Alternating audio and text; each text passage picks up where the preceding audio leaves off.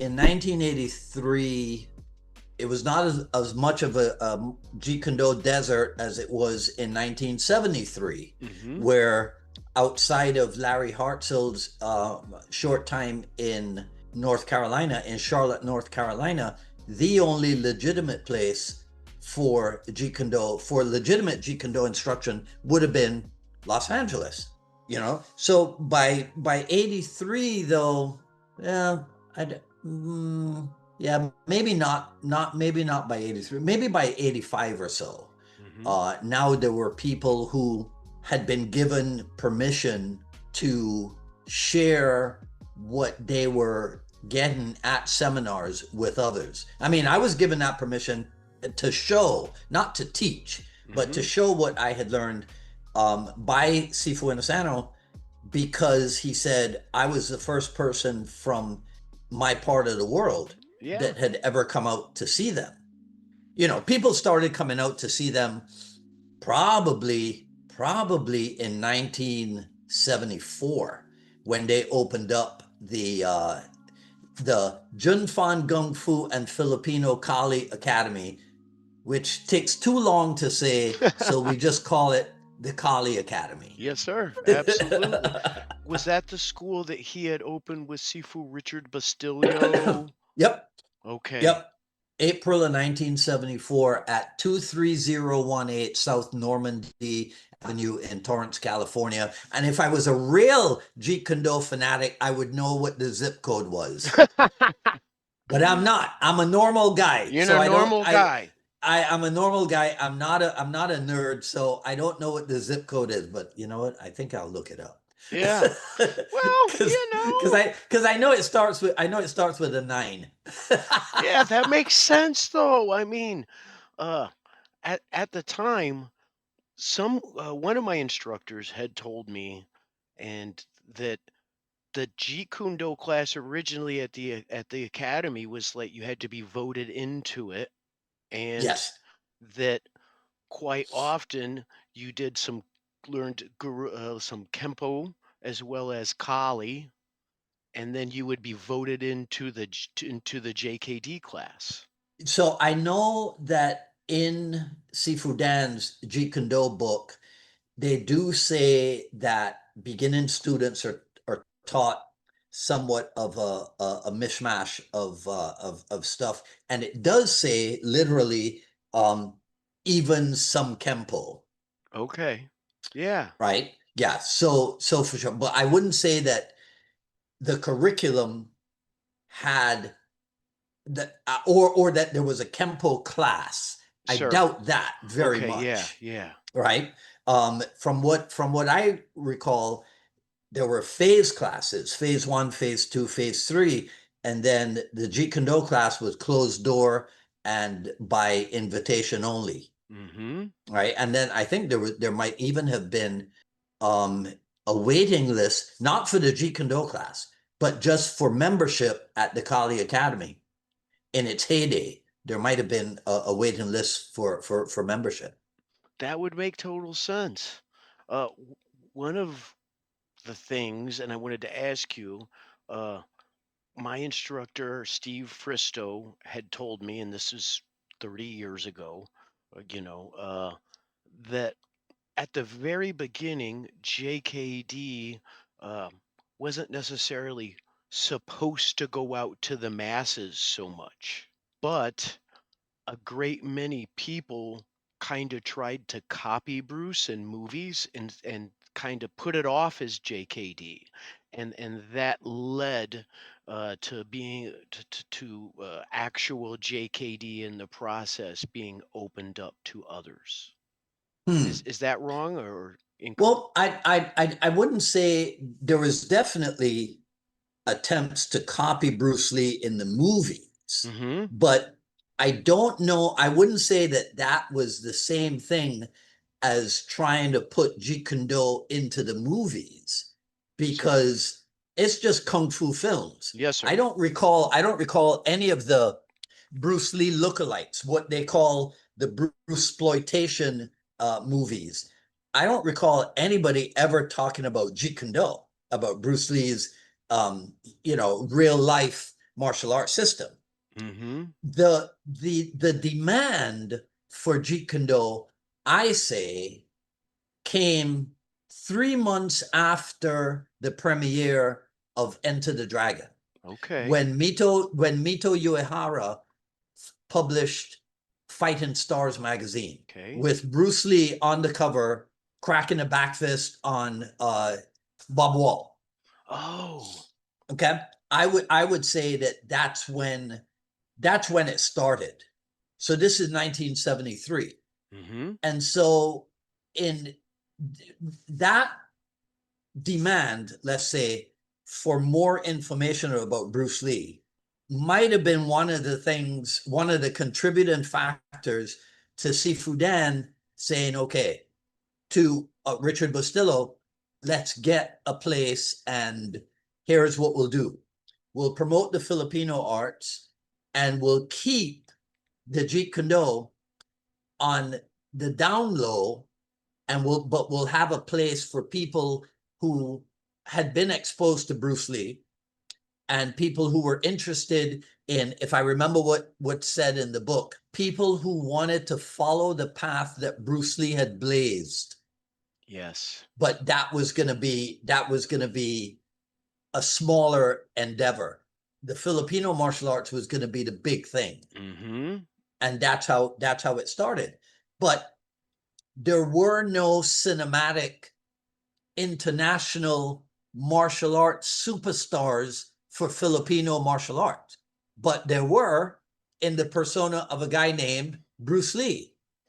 So now people are being fed more and more information about him on a worldwide basis through Fighting Stars magazine and Black Belt Inside Kung Fu came later. Karate Illustrated, Kung Fu Monthly, and more and more and more Mm-hmm. all over the world. And that's what prompted some people to start coming out to California. Okay. You see, and that just built and built and built. In 1978, the Tai Chi instructor, Marshall Ho, I think, and Bob Dugan, I think, who was a Hwarang Do guy. I might not have that correct. Sure. But they started a thing called in 1978, they started a thing called the Aspen Academy. And I believe that the Aspen Academy might be the great granddaddy of multi-day, multi-week, maybe even multi-month martial art seminars. Mm-hmm. Okay. And Aspen ran for a number of years. In 1981, Sifu Dan and Richard Bustillo, they did at Irvine campus, at UFC Irvine, the first iteration of what we came to call CMAA, California Martial Arts Academy. But that was a weekend endeavor between the two of them. By 1982, CMAA was taken over by Jay D'Amato out of St. Louis, Missouri. And he ran it 82 and 83 in Irvine. 84 moved home to St. Louis. 85 moved home to St. Louis. And then CMAA ended, and Vic Payne from South Carolina started the Great Smoky Mountain Camp. Oh, yes. Which ran for, I think, about a decade. I think that ran for about until 96 or so. And then along the way, a lot of other people, well, first of all, the seminar industry took off. Mm-hmm. In old magazines before about the mid 1980s or so, okay, or early 1980s, the calendar of events section of a magazine was about tournaments. But by the 1980s, that calendar of events had been replaced by seminars. And so everybody was doing a seminar, and everybody was becoming, well, not everybody, but a lot of people were spreading the word about their art through seminars. Mm-hmm. Okay. So now there comes a demand for Jeet Kune Do seminars as well. And so it fell to Sifu Inasano to authorize, okay, certain people to do their thing. And so Larry Hartzell, Tim Tackett, they were among the early providers for Jeet Kune Do seminars. And then the younger generation, the second generation, started to get in on it. So that's where people like Paul Vunak, right? And I'm not doing this by seniority, right? Sure. But Yeah. Chris Kent, Paul Vunak, Cass Magda, and then later on, the generation under them, right? Well, it's not really the generation under them because they're all direct students of Dan Inosanto. Yes, sir. Absolutely. Right. So Rick Fay, for example, is a direct student. Now, what he is, he's like me, he's a long distance student because we've never lived in California. Right. But Burton Richardson, for example, right? Because when I say deaf generation, it's because Chris Kent and Cass Magda and Paul Vunak, most notably, they are from the 70s. Chris Kent, for example, Chris Kent started training with Dan Inosanto before Bruce Lee passed away. Now, granted, it was shortly before, but it was before Bruce Lee passed away. So Chris Kent, at age 18 or so, has people twice his age as his training partners and sparring partners in Dan Inosanto's backyard. He's there with Tim Tackett and Richard Bustillo, God, Dwight, and Dan Lee and Herb Jackson, and I'm trying to remember all the Yeah, names it's okay. I right don't want to now, put you on the right? spot. Yeah, there's a lot of people, a lot of history. But yeah, and they're all twice his age. You see, so that's why and I sound like a broken record, but that's why I always wonder, why is it that there aren't more younger generation JKD people, Inosanto or otherwise, beating a path to Chris Kent's door? You see, Jamie, because when Bruce Lee passed away and Dan Inosanto went through his issues with that, Chris Kent was there.